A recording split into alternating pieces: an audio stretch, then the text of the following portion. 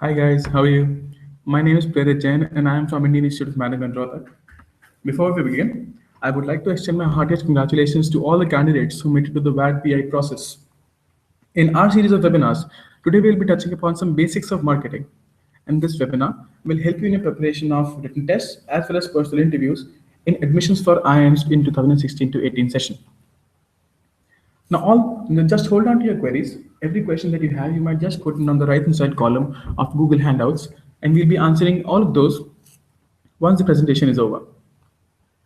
The presentation will help you in answering queries like why marketing, what is the need for marketing, what is the difference between sales and marketing, what is the process in the marketing strategies, and etc.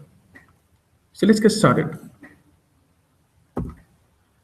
The first slide is about the basic question. What is marketing and marketing management? So the marketing is the management process responsible for identifying, anticipating, and satisfying customer requirements profitably. So the customer has some requirements, right? So you identify those requirements. Even better, you identify those requirements even before the customer recognizes it. So that is anticipating.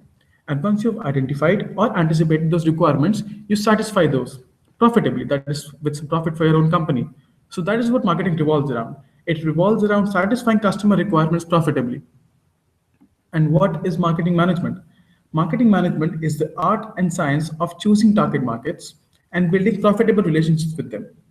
So the thing is, your product or your service cannot appeal to everybody in the market. As is a very famous saying in marketing, if a product or a service appeals to everybody, it actually appeals to nobody. It actually does have some people in focus, and that is your target market. So you target the market, you build a profitable relationship with them, you keep them coming and buying your product, and that is how your company evolves. So what does marketing management require? It requires that customers and the marketplace be fully understood. The kind of environment that you're working in and the people you're working for, their understanding, their preferences, their dynamics need to be completely understood. And the aim is to find, attract, keep, and grow customers by creating, delivering, and communicating superior value. So the thing is, you identify and find out the potential customers, people you can attract towards your company and your product. So once you found them, you identify which are the people who might be interested in your company. So you attract them to your company, your product, your offering. Once you've attracted them and they've made a transaction with you keep them with your company. You don't let them go. You keep them satisfied. You build a long-term relationship with them. And then the customers that retain, they help you grow, increase your customer base, increase the revenue per customer. And that is how the company grows. So you create, you deliver, and you communicate a superior value to the customers. You got to give your customers some reason to stay with you. In case you're not creating superior value, they'll obviously go out to a competitor. In case you're creating, but you're not delivering that superior value to your customer, or you're not communicating that superior value to your customer, they're bound to go out to a competition. And that is what you don't want. A customer with you is a very precious asset. You need to hold on to that customer so as to grow profitably. So that is what the basic is. What is marketing and marketing management? So we've discussed about what it is, but let me now just put some light on how we've got here. We're into a very competitive kind of an environment, but it always wasn't that way. Prior to the 1920s, we were into a production kind of an era. So the thing was, if I were a company and I was producing a product, so I believe that a good product will sell itself. I don't need to go out to the customer will come to me and buy the product from me because that is what the customer needs. Now the competition increased. Many people started manufacturing products. So how do you sell your product more? So you persuade people to buy it. And that is when we stepped into the sales era. Prior to the 1950s, that is from 1920s to the 1950s, we were into a sales era. You create, you advertise, you persuade people to buy your product. So that was the sales era. Since the 1950s to the end of about say 1980s, we were into a marketing era. So the marketing era revolved around customer preferences. What does the customer want? So initially, you created a product and you went out to the customer persuading the customer to buy it. Now you go on to the customer, you ask them what their requirements are, what their needs are, and you create a product to fulfill that needs. So involving the customer into the whole process, that was marketing. It was completely consumer centric. And then after the 1990s, We are into a relationship model. That is, involving the customer is just not enough. You got to build long-term relationship with the customer, and that is how you develop your company's long-term perspective, leading to growth, a long-term sustainable growth. So right now, we are into the relationship kind of an era. So now that we've talked about satisfying customer needs and consumer needs, let me just put some light on what is the difference between needs, wants, and desires. See, all of these three terms are really confusable and very and often used interchangeably, but it is not that way. All of these three terms have been very clearly defined as regards marketing, I must say. So needs. Need is a state of felt deprivation, including physical, social, and individual needs. So physical needs like food, clothing, shelter, safety. Social needs could be belonging, affection. Individual needs could be learning, knowledge, self-expression. So all of these are really basic needs, like needs for survival, I must tell you.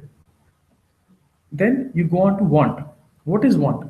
Now, when that need takes some form, shaped by culture, shaped by individual personality, shaped by the company you keep, shaped by the upbringing you've had, so that becomes want. Let me just demonstrate that by an example. For example, you're hungry. Now you're hungry, you need food. Now that food is need. But then now you want in food, you want a burger. Now if you want a burger, that's a want. Because that has been that form of satisfying your hunger has taken the form of a burger. So that's a want. If you can buy that burger, that's a demand. So wants coupled with your capacity to buy, that becomes a demand. So once again, need is the basic, is the bottom line. The need for survival, the things that you need for survival. Want is when those needs take some form based on the values that you hold, and when that want is backed by your capacity to buy, that becomes a demand. Now we all know about how products and the services are marketed, but there are a lot of things that are being marketed right now.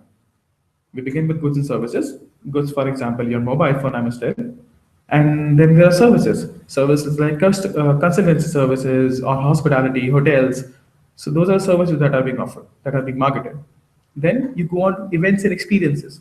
Events and experiences like the Sunburn Festival in Goa every year. So that is an event that is marketed. Persons and places, rock concerts, celebrities. So these are people and places that are marketed. For places, we could have the example of tourism companies or tourism boards, like कुछ दिन तो बताइए गुजरात में. So that kind campaigns. And then there are properties, organizations like the Red Cross, the Art of Living. So these are marketed, and information and ideas. So what better example could I come up with than TEDx? If you've heard of TEDx, TEDx is a international platform where people come and exchange ideas. The ideas are marketed. The information out there is marketed. So it's not just limited to products and services. There's a plethora of things that you can market. Now we move on to the most basic question that is asked in most interviews. If you are a marketing enthusiast, it's what is the difference between sales and marketing? Now I'll be touching upon various aspects in which sales and marketing are different. But before I proceed, let me just tell you one basic point that differentiates the two. Sales is a completely product-centric approach, and marketing is a completely consumer-centric approach. So in sales, you're taking a product, you move out to the customer and you persuade them to buy it. In marketing, you start from the consumer, you identify their needs, you come back to your company, you manufacture that product that can satisfy that need, and you offer that to the customer. So that is the basic difference. Let's just start point by point. In case of product, now the sales. Sales says that I have a product which I need to move. My aim is to persuade somebody to buy it. In marketing, we have a range of product and we have to ensure that any of those products satisfy the customer's need, consumer's needs. So it's an outside-in approach. The sales is an inside-out approach. Price. Now, sales believe that prices can often be the biggest stumbling block.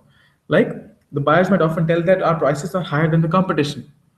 But in marketing, my aim is to capture value, to understand what people want and what they will pay for. So there's a very fine line. You got to understand the concept of value. What price does the customer believe is good enough for a product or offering like that? Like If I were to ask you to buy a bicycle worth 2 lakhs of rupees, you might find it too costly because the kind of value you associate with that bicycle is just not worth 2 lakh rupees. So you've got to identify what kind of value does the consumer associate with the kind of product that you're offering, and accordingly you price your product. Then in terms of promotion, the promotions in sales focus on discounts, which salespeople believe are the most effective way of boosting your sales, of boosting your revenues. In marketing, promotions resonate with the target audience.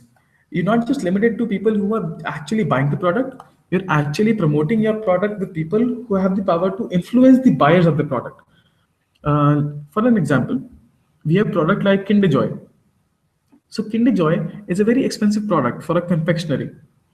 A product costs approximately 35 to 40 rupees. But the marketing is such that it persuades the children to persuade their mothers to buy it. So the kids in this case are acting as influencers. Moving on, audience. In case of sales, you're mostly in more often than not, you're persuading individuals to buy your product. You're trying to convince them about what the qualities the product holds. In case of marketing, the audience can be very broad, specifiers, buyers, influencers. It could range from anybody to workers to the top level management in the offices. The time horizon, sales is very short short timed kind of an approach. It's mostly limited to the transaction that is happening. Once the sales are done, you're more than good to go on to the next customer. But in marketing has a very long term view. Once you get in touch with a customer, the objective is to identify his needs, to understand what the customer expects out of the company, to create that value, to offer it to him, to, to obtain his feedback, to incorporate that into your manufacturing processes, into your company's processes. So it is about a long term view, about how interactive you are with the customer. So that is the kind of time horizon marketing works on. Then in terms of brand reputation, the sales guy is the face of the company. So when people think of the company, they are actually thinking of the sales guy who came to promote that company. But in terms of marketing, the brand itself is the unique position of the company. If you can build such a position, it will be very hard for customers to take that away from you. The kind of positioning or the kind of brand reputation that Apple enjoys is very difficult for any other mobile manufacturer to take away from the consumers' minds. And I believe all of you will agree with me. Now, in terms of strategy, the sales is a push kind of a strategy.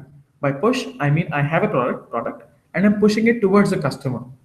Marketing, on the other hand, marketing is a pull kind of a strategy where you're attracting the potential customers towards your product or towards your offering. So you want to draw them in so that they're highly interested in us as a company and the products that we are supplying. So that is the basic difference between the strategies. I must reiterate the fact that sales is an inside out approach. You're pushing your product towards the customer. With regards marketing, it's an outside in approach. You're attracting the customer towards the company and the kind of offering that they have. Moving on. Now that we've understood what is marketing, let's just understand why do we need to market anything in the first place. So there are various purposes of marketing. It's not just limited to increasing your sales. The purpose of marketing could be brand awareness. It only makes sense that once people get to know about what brand you are and what work you do, will they be interested in the kind of offering that you have. So one of the marketing objectives could be brand awareness, to make people aware of the existence of a company, of the offering of a company, of the kind of values that your company upholds. Then there's lead generation. So it's a very vast market, especially in India. So the lead generation, the kind of processes that you require for identifying the potential customers, to generating leads to them. So that is one of the basic marketing objectives. Then is engagement. You've got your customers. How do you keep them busy with yourself? How do you engage your current customers with you? Sales, that is one that goes without saying. Sales lie in the core of marketing process. If your marketing processes cannot result in sales, I must tell that they are practically useless. Then there is lead nurturing. You have obtained the leads that was covered in the lead generation thing. Now that you have obtained the leads, you nurture those leads. You try to convert those potential customers into actual customers. So that is lead nurturing. Then is customer retention, loyalty. You have a certain set of customers with you. You try to hold them with you, and you try to improve their loyalty, because once the customers get really attached to one particular company, it becomes very difficult for them to move away from that company to any other company. So customer loyalty, customer retention goes a very long way in determining how successful a company is over a long period of time. You must have seen that with things like football clubs or with things like Apple enthusiasts. So that is one very practical example of customer loyalty. And then it's customer evangelism. So this is a more word of mouth kind of a publicity. So once a customer is very loyal to your brand, the word of mouth publicity definitely follows. If you've used a product and you've enjoyed the product thoroughly, you're very happy with the way the company has delivered its offering to you. So the word of mouth publicity definitely follows. And it works both ways. If you like the product, you will go out and tell it to 20 people. And as is the human nature, if you don't like the product, you will go out and tell it to 100 people. So that is consumer evangelism.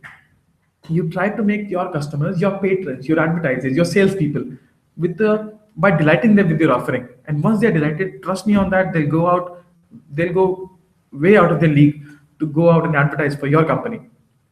They'll try to persuade other people in their circle to go ahead with your company. And then there's upsell, cross sell. Let me just ask you a very basic question. How many times have you gone to McDonald's and tried to order a burger and the sales guy asks you back, do you need fries with that? Let me just make that a combo. So that is basically upselling, cross-selling. You're trying to sell a much more expensive product, a much more expensive offering to a customer who actually wanted less. So that is upselling and cross-selling. You actually wanted a burger and a cold drink, but you're buying fries with that because it's a deal, it's a combo. The sales guy persuaded you to get that. So upselling, cross-selling. That's what the whole idea is about. So the basic agenda of this slide was to make you aware of why do you want to do marketing in the first place. It's not just about getting the maximum number of transactions going on. You actually want there are so many purposes by means of which the company's objectives of being a successful company can be fulfilled, can be achieved. Now that we've understood what is marketing and why do you need to do marketing in the first place, let us now shift our attention towards how it is done, the marketing strategy planning process. So as you can see in the diagram, the left side shows the external market environment, which is a very broad spectrum. And as you can see, it gradually converges as we move on to the left side to the right side. So we'll begin with that. In the left side, it begins with gauging the external environment and assessment of the company's capabilities in relation to the external environment. So the external environment will comprise of three things. That is the customers, your own company, and the competitors in the market who are offering, if not exactly the same, but similar kind of offerings to the customers. So those are the three elements. You kind of identify their needs. How has your company been doing? What is it that the other competitors are doing in the same market? And how is the relationship between your company and the customers and the other competitors, yourself and the competitors? So all these three elements you kind of identify and do a thorough research on, so that you're particularly and thoroughly aware of the external market environment. Now, moving on, you move on to the so the SWOT analysis is kind of a framework that puts your strengths, your weaknesses against the opportunities and threats that are prevalent in the market. So that's SWOT: strength, weaknesses, opportunity, and threats. So strengths and weaknesses are basically internal kind of an analysis, strengths of your company, weakness of your company, and opportunity and threat are external kind of analysis, opportunity in the market, in a scenario, and threats that the scenario has to offer. So a comparison between these two kind of tells you whether you need to go ahead with a particular strategy or not. If your strengths and the opportunities are actually greater than your weaknesses and the threat in the market, so it is then that you go ahead with the strategy, with your plan. Next, now that you have done a comparative analysis of how your company is fit, how a company stands against the market environment, and you've decided to go ahead with it. So what do you do next? What you do is you break down the customers into various segments. As in on the basis of their age, on the basis of their income, their geographics, their living styles, their attitudes. So you break them down into various segments. Now, what is targeting? Targeting is now you've broken those customers down into a lot of segments. You identify which segment is the most profitable for you and which one is the segment that you can deliver those values to, you're offering to, in the most profitable manner. So you target that particular segment. That is targeting. Now that you know that which are the consumers you're going after, then comes differentiation. How do you differentiate your offering with the offering that other competitors are offering in the market? So that is differentiation. Why should a consumer buy you?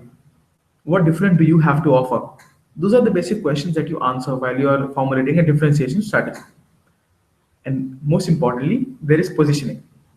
What do you want the consumers to think when they think of your company's name?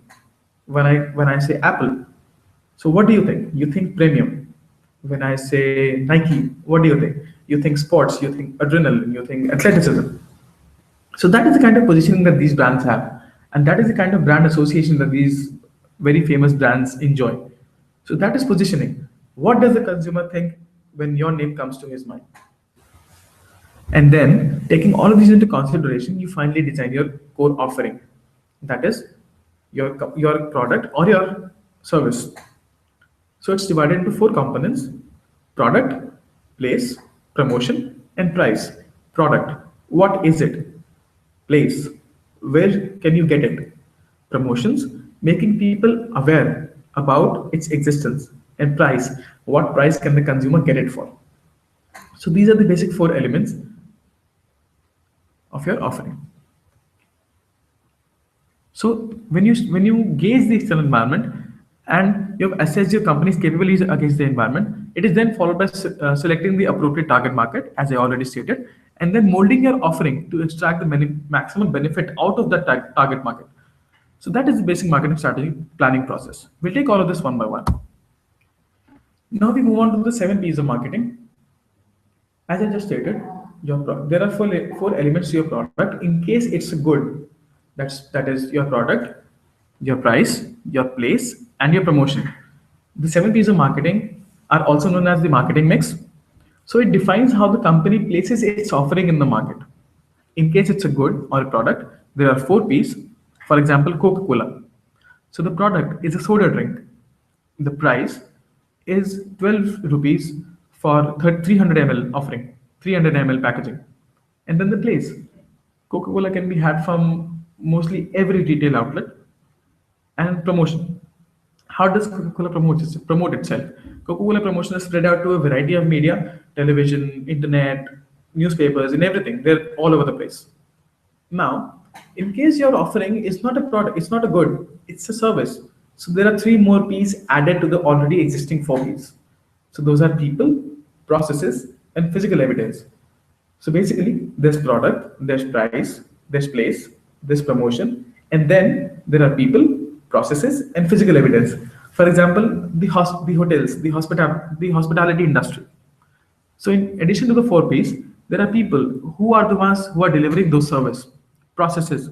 What are the basic processes that the company follows to be able to offer that offering to the customer? In what form does the company offer its service to the customer? So these are basically added to cater the specific needs of services, because services cannot really be defined by all these the initial 4 P's. So that is why these 3 are added. Now let's just talk about product. So as we see, the product is not simple as it looks. There are various layers to a product. So we start with the core benefit, the crux of a product. What is the core need that you're satisfying, the fundamental need or want that the customers satisfy by consuming the product? So we'll understand all of these layers by means of an example. Let's just take the hospitality industry for, let's say, a hotel. So what is the core benefit? What is the absolutely fundamental benefit that the customer extracts out of using your service? In this case, the hotel. So the hotel guest buys rest and sleep. So that is the core benefit of the product. The next layer is the generic product. In what form does the product normally exist? The things that are absolutely necessary for it to function, for it to exist even in the first place. So for the hotel to be able to offer that rest and sleep to the customer, there has to be a bed, a bathroom, towels, closet, etc. So that is generic product, the things that are absolutely necessary for your hotel to offer to the customer. Then it's the expected product. Now, since the generic product is something that everybody will have because those are the basic requirements, the expected product is something that the customers have begun to expect over a period of time. That is, the set of attributes or characteristics that the buyers normally expect in a hotel. That is, a clean bed, fresh towels, working lamps, relative quietness. So, all of these are some basic things that you expect when you go out in a hotel. The next layer is the augmented product. So augmented product is the additional features that serve to differentiate the product from its competitors. So now that the expected product of the customer, you know that. Now how can you differentiate yourself from the competitors? So that is premium customer service, valet parking, specialty dishes. So these are some basic qualities that can help you differentiate yourself from the customers. Now here's the tricky part. What is augmented product today could be the expected product tomorrow. I'll tell you how. See, valet parking is not a very common offering in the Indian hospitality industry. But as we go on, as the hospitality industry progresses, and as the competition increases, more and more hotels will adopt valet parking. And as they adopt valet parking, more and more customers will be exposed to this facility in the hotels that they go on to over a period of time, let's say 2 decades after today, this augmented product today will have become an expected product. The customers, wherever they go, they'll be expecting valet parking to be there. In case it's not there, it might just, piss them a little bit. So you got to keep reinventing yourself. You got to keep focusing your energies into trying to develop that augmented product for yourself time and again. Because as the time goes on, the augmented product definitely goes on into an expected product category. And then is the potential product. See all the augmentation and transformation that a product might undergo in the future. What are the other things that the competitors or you yourself could be offering to the customer? That is the potential product. So these are certain things that the customer is not expecting out of you. These are certain things that the customer is not even dreaming about. And this is where the opportunity lies. You develop a potential product, what form your offering can take, what form your product can take. So these are the basic layers. The core benefit of the product, the fundamental need, the generic product, the qualities or characteristics that are absolutely necessary for it to even exist. Expected product, the most common form in which your product or offering is found in the marketplace. That is why the customer is expecting that in your offering as well. Augmented product, apart from the expected product, what are those additional qualities that differentiate you from the competition? And potential product, nobody's even thought of them that far, but what is the form that your product or your service might take tomorrow? That is the potential product, and that is where the opportunity lies. Now, the pricing strategies. So there are a lot of pricing strategies that the companies might adopt in the market. First of all is market skimming. So market skimming is adopted by normally a niche market players like Apple. So what basically is done is that the product or the service is priced really high in the beginning, and as we go on, as the passage of time goes, the prices of the offering or the product is cut down.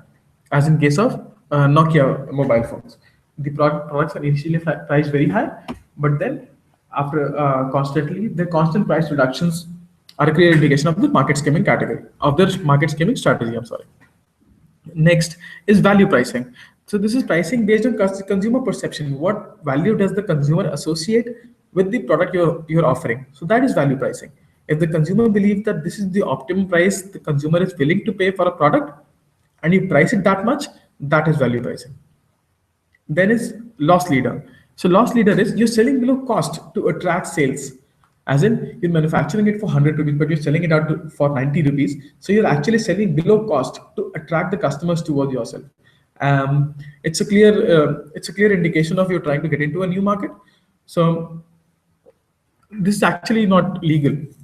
Then is psychological pricing. See, you're trying to price your products in a very strategic kind of a manner. Instead of pricing the product for 200 rupees, you're pricing the product for 199. And this is something that you've really observed in the last decade, I must tell, that the products have been priced at 199, 49, just to get their psychological edge with the consumer. Then it's going great. Price leadership. See, whatever everybody else is pricing, so you also price your product the same way.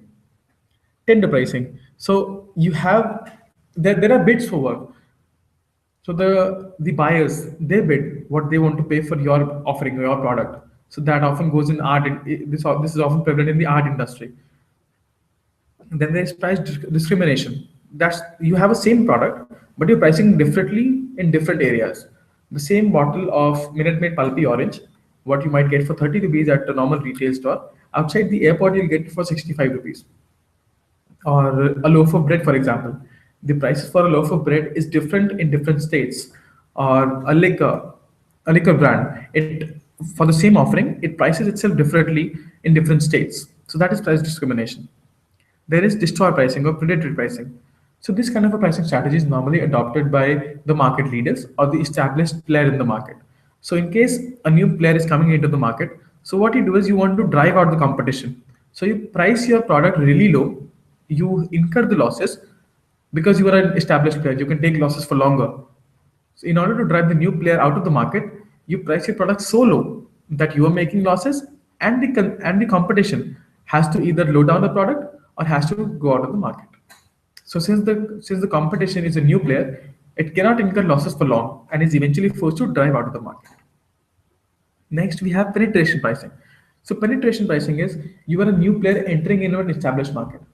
So the only this is often a common scenario in consumer goods. So the product differentiation is really less. So the only point of differentiation left with you is price. So what do is you price your products really low in order to obtain a high sales volume. So you're trying to penetrate into a new into a, sorry not into a new market. You're trying to penetrate into a market. There is elasticity. So price and demand, both of these are very closely interrelated. As your price goes up, the demand goes down, and as your demand goes up, the price. Oh, so I'm sorry, I said the same thing again. As your demand goes down, your prices also go down. So that is the influence of elasticity on the pricing strategy. Then there is cost plus pricing.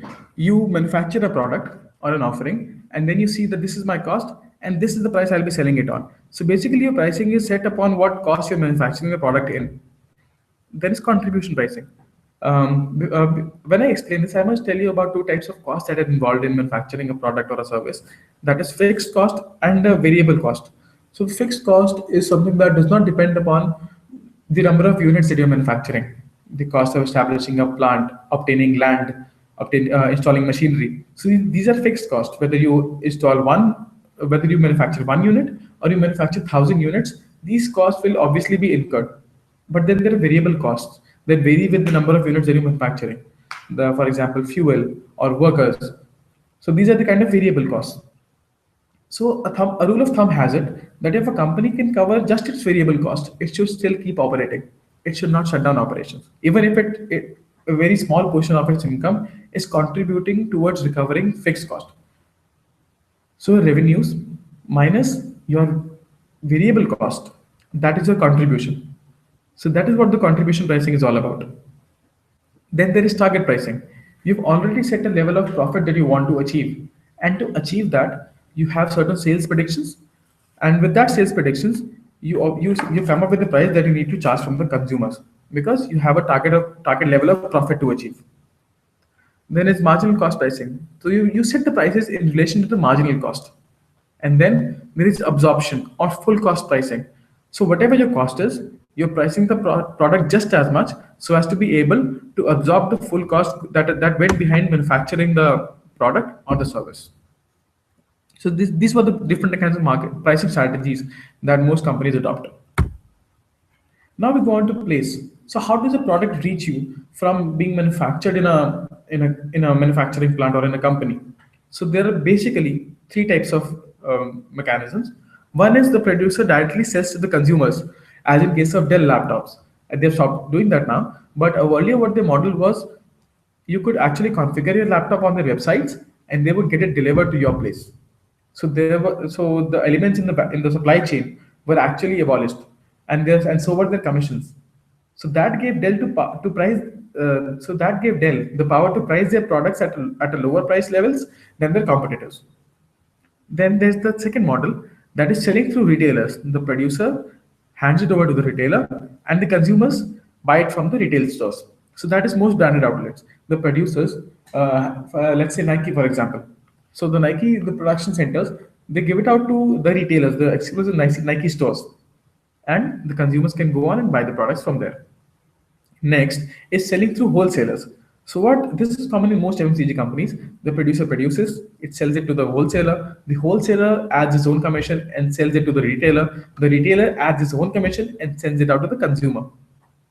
So the advantage of this type of a model is shared responsibility, but the disadvantage is that there is commission at every level of the supply chain. So the eventual cost of the consumer of at which the consumer buys the product goes actually high. Next is promotion. So a promotion mix specifies how much attention to pay to each of the elements and how much money to budget for each. As in, if there's a product, so how much attention do you pay to various aspects of a product that might appeal to the consumer, and how much money or how much budget do you allocate towards advertising towards the various channels that you choose or that you adopt. So a promotional plan can have one or more of the following objectives. They could be centered around increasing the sales. They could be centered around the acceptance of a new product that you're about to launch in the market. They could be centered around creation of brand equity. We'll be talking about brand equity in a while, but let me just give you a very brief idea. Brand equity is how strong your brand is in the minds of the consumer. And there's a study that went on. It was conducted by Pepsi actually. So when you ask consumers to taste Pepsi and Coca-Cola without knowing which brand is which is which brand, so the consumers actually prefer Pepsi. But once you tell them which one is Coca-Cola and which one is Pepsi, most consumers actually preferred Coca-Cola over Pepsi. So that is the power of brand equity, how strong your brand is in the minds of the consumer. And then is positioning. So that area in the minds of the consumer that you wish to create for yourself, that is positioning. So your promotion plan could be centered around any of these four activities. So what are the elements of a promotion mix? So there are various ways by means of which you can actually promote your product or service. So there's advertising. So any paid form of a non-personal presentation by an identified sponsor. So that is advertising. Advertising of various celebrities, advertising a particular telecom company or a particular brand of soap. So all of that is advertising. Sales promotion. Short-term incentive to encourage sales, that is end of season discounts and buy one, get two free. So all of these are sales promotion to attract customers towards buying more of their products. Events and experiences. So promotional activities and events to spread awareness and gather customer attention. For example, Harley Davidson's pep rallies. So those are conducted every year in the US of A to make people aware about the presence of Harley Davidson in the country and to attract the youth of that country into buying more and more of Harley Davidson motorcycles. Public relations and publicity. So what that means is you develop such strong relations with the consumer, with the public, that you obtain favorable unpaid publicity. You don't have to pay for it, but the consumer is so attached to your company that they go out and advertise for your company themselves. Then you move on to direct marketing. So direct marketing is communication with an individual to obtain an immediate response. This is mostly done in B2B, that is business to business. So you move out to companies. You try to persuade the purchasing department to give an order. They give a corporate order to you. So basically, that is direct marketing. Then is interactive marketing. So you address the customer while taking into account his or her unique choices. For example, YouTube recommendation. If I talk about myself, if I watch two cricket videos, and when I go onto the YouTube home screen, so it shows me a set of recommendation videos, and those recommended videos are mostly revolved around cricket and the kind of videos that I've already watched on YouTube. So that is interactive marketing. You try to understand what kind of culture or what kind of preferences that does the customer have, and what are the type of choices that the customer most often makes in a market scenario, and you try to offer that to the customer by yourself. And then there is personal selling. So personal selling is personal presentation by a firm's sales force. So the Salesforce is your team of salespeople who go out to individual customers and try to persuade them to buy your product. For example, all of us have had people selling encyclopedias come into our homes. So that is personal selling. Next, we go on to segmentation, targeting, and positioning. So this is the key. This is the key because the identification of the correct market segment will reap benefits like nothing else. So we go on to segmentation. So the process of dividing a market into distinct groups of buyers with different needs, characteristics, or behavior who might require separate products of marketing programs.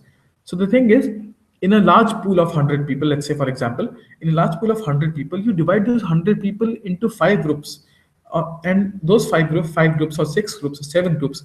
So in that group, the characteristics of people in a particular group are nearly identical, are similar in nature. So you can identify a person's characteristics based on the group he comes from. So that is segmentation. You divide people into groups. You divide people into heterogeneous groups, and inside a group there is homogeneity. Then you move on to targeting. In all of those groups, you identify which is that group which your product will appeal maximum to, or which will buy your product the maximum. You try to understand the attractiveness of each of those groups in relation to the kind of offering that you are offering. So that is targeting. You target one or two of those groups which you believe are the most profitable for your organization. If you go out and you try to please all the segments that are there, you're only ending up wasting your own resources. So the return of your investment into trying to persuade all of those groups is not really in proportion to the kind of money that you've spent. So you target only a few groups that are the most attractive, and then you go on to positioning. So you arrange for a product to occupy a clear, distinctive, and desirable place relative to the competing products in the mind of the target customers, or the target consumers. So the thing is, you try to occupy a special place in the minds of the consumer, a place where your competition cannot get to, and that is your positioning, a clear identity of your brand. Now the product goes through a cycle. It's called the product life cycle, or the PLC model. So the PLC model, it illustrates the different stages that a product or a service will pass through. Each stage has its own attributes and will vary in length with different products and services. So this is a very general model of a product life cycle. It varies from products to industries to services. The time that it takes for your product to move through the PLC will be determined by how effective your marketing plan is. So the time that you reach from product development to decline will depend upon how cleverly and how strategically you're managing your marketing plan. So let's start. Let's just go on with these phases one by one. In the product development, your product is actually not there in the market. You're developing that product. So the red line shows you the profits, and the blue line shows you the sales. So as you can see in the product development phase, there is no blue line because there is no product to offer. So you're actually incurring the cost of developing that product. So that is where the profits, you can see, they're going on to the negative. As you go on to the introduction phase, now your product is out there in the market and you're persuading people to buy it. So the cost, and now there are some fixed costs involved with manufacturing that product, and then you're promoting that product. So the losses go even further and your sales start picking up. As you go on towards the end of introduction stage and the beginning of the growth stage, the profits are kind of moving on to the positive side. And the growth stage is where your product is gaining acceptance and the growth is really quick, and the cost you are incurring do not really matter that much because you're covering all of that with the kind of revenues that your product is bringing in. Then you move on to the maturity. Maturity is when your product has reached its peak of popularity and has reached its peak of consumer acceptance. So that is where the revenues are maximum, and so are the profits. And then you go on to the decline phase. So the decline phase is when the product starts to fade away a little bit, and this is where the opportunity of reinventing your product comes in. So you, in the decline phase of the first product, you can actually come out with revised versions or version 2 or the all new product. So that is where you kind of try to reinvent and extend the life of product. And this is what we see in most car models. So the facelift that we see, it is all an effort to kind of extend the car's life beyond, or to extend the maturity phase of the product.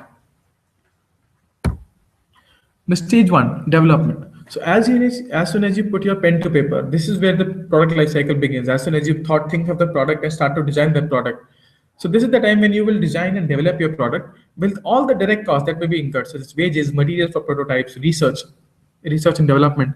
So that this is where you're developing the product.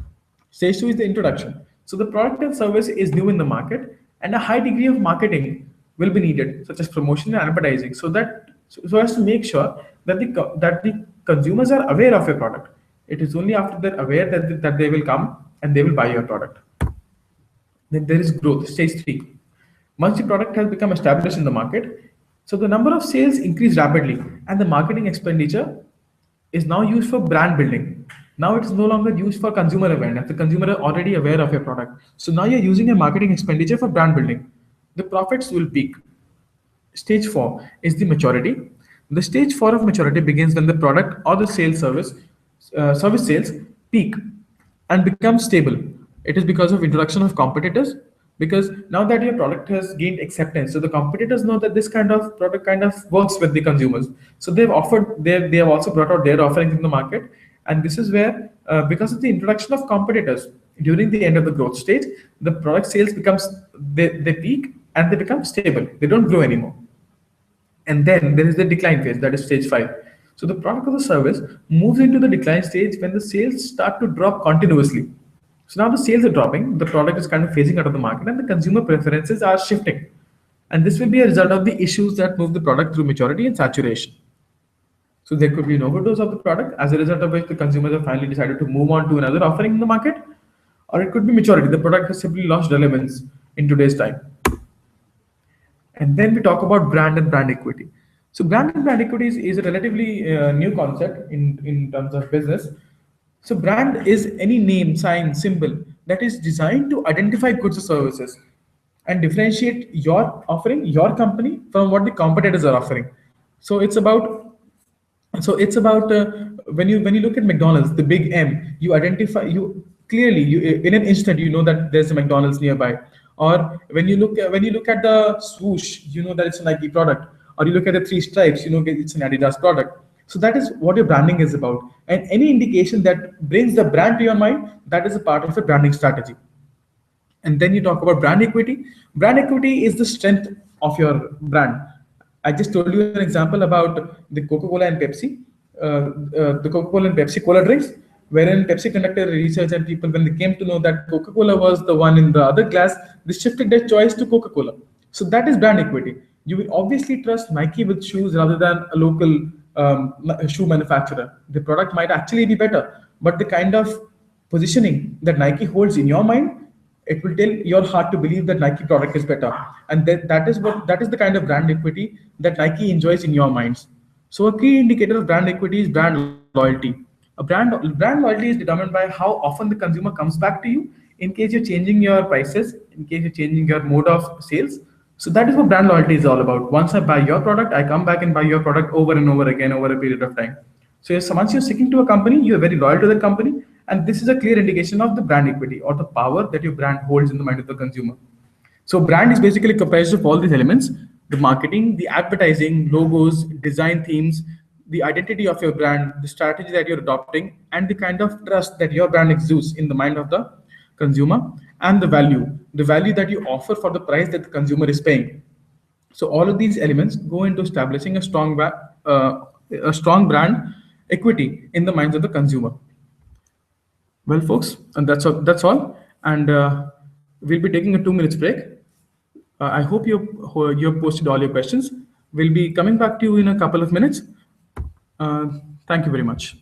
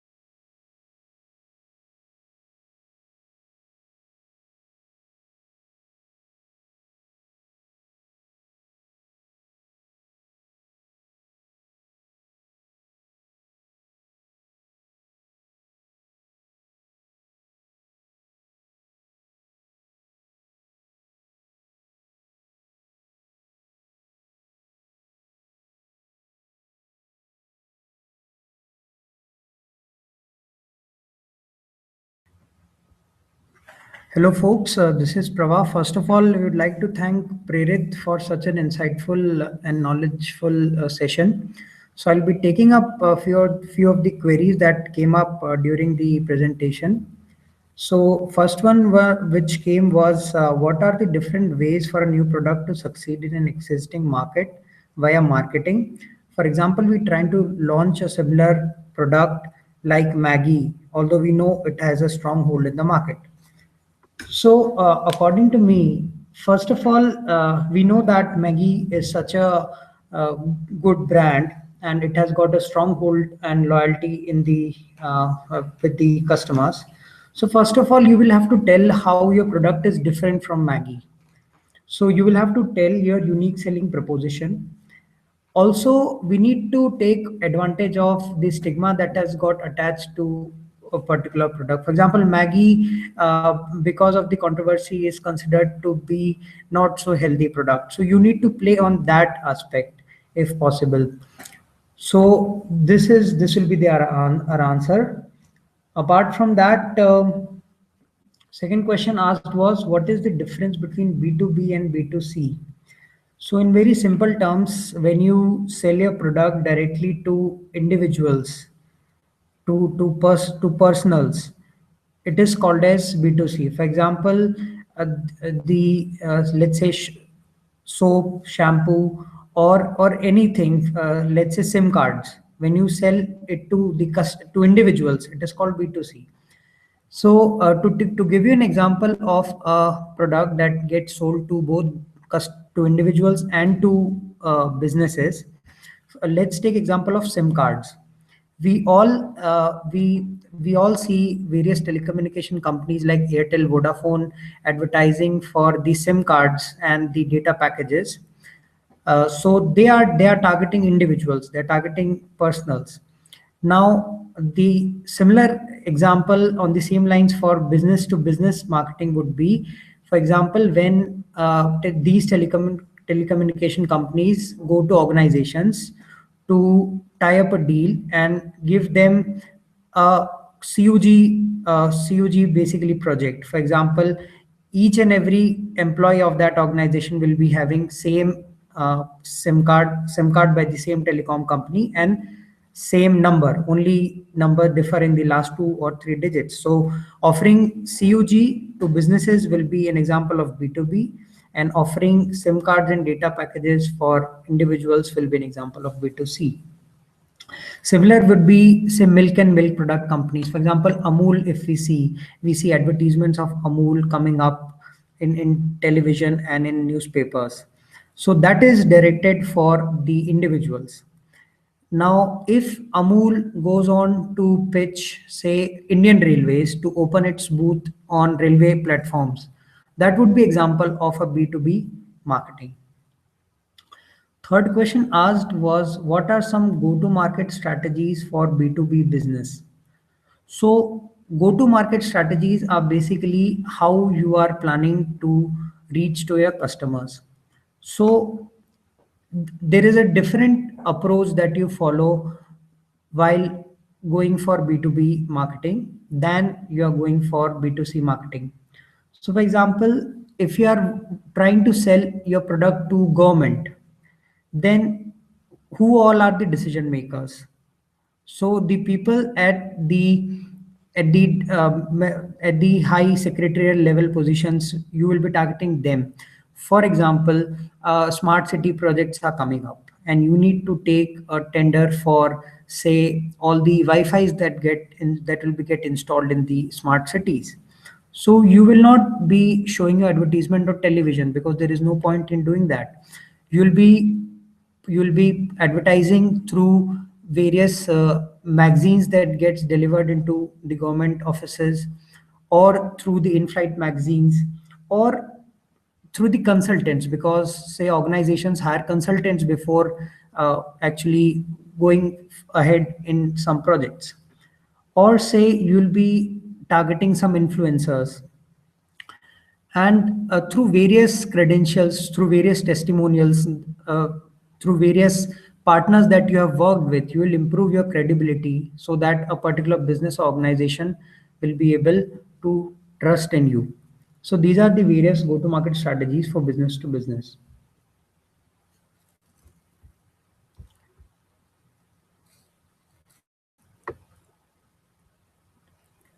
So what are the possible, question asked by Satyajit Nayak is, what are the possible common interview questions should one be prepared for marketing?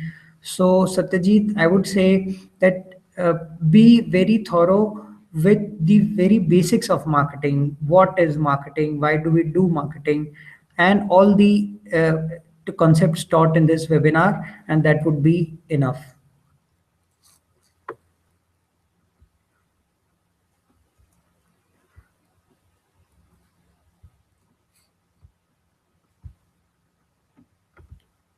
One question asked was, this will be the last question, asked was, how,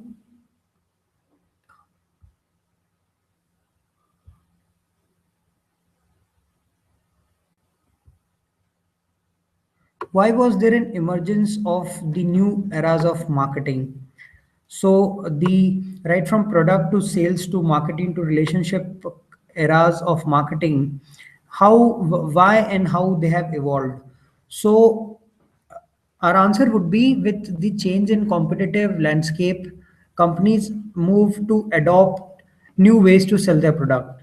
So what happened was, for example, when companies thought that, okay, if we'll make if we'll make good quality product, it will get sold, so they went on to make very good quality product. But over time they realized that this is not enough, so they went on to emphasize on the sales aspect of it.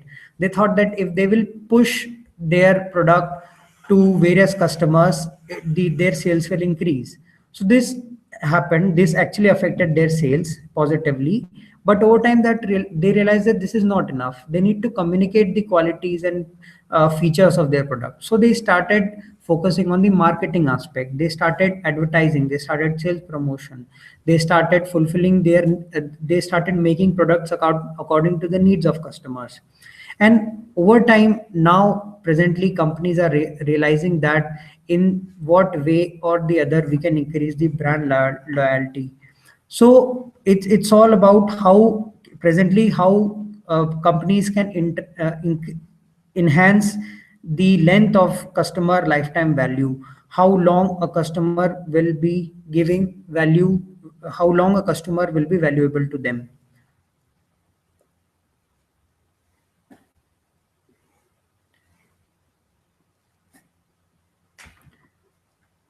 So, all right, I hope this session was useful, and all the very best to you for the coming interviews. And tomorrow we'll be having a session on information and technology. Thanks a lot.